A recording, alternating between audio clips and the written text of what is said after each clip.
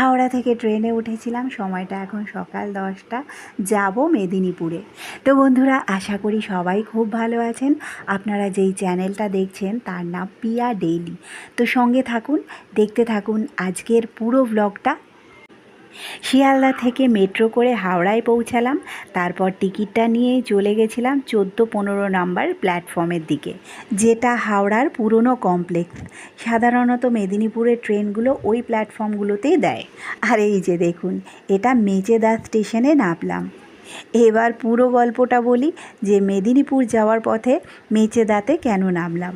তো নেটেও কিন্তু দেখাচ্ছিল যে 15 নম্বর প্ল্যাটফর্মেই মেদিনীপুরের 8টার ট্রেনটা ঢুকবে।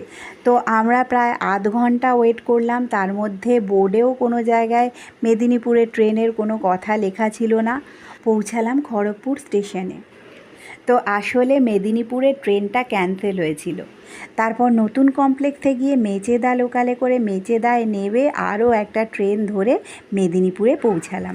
তো এটা আমার বোনের বাড়িতে এসেছি, আমরা নিজেদের মতো ব্যস্ত, আর এই দিকে বাচ্চারাও নিজেদের মতো ব্যস্ত। তারপর মেদিনীপুরে মাসির বাড়িতে গেছিলাম। তো বন্ধুরা, আজকের ব্লগটা এই পর্যন্তই। আমার ব্লগগুলো কেমন লাগছে কমেন্ট সেকশনে অবশ্যই জানাবেন।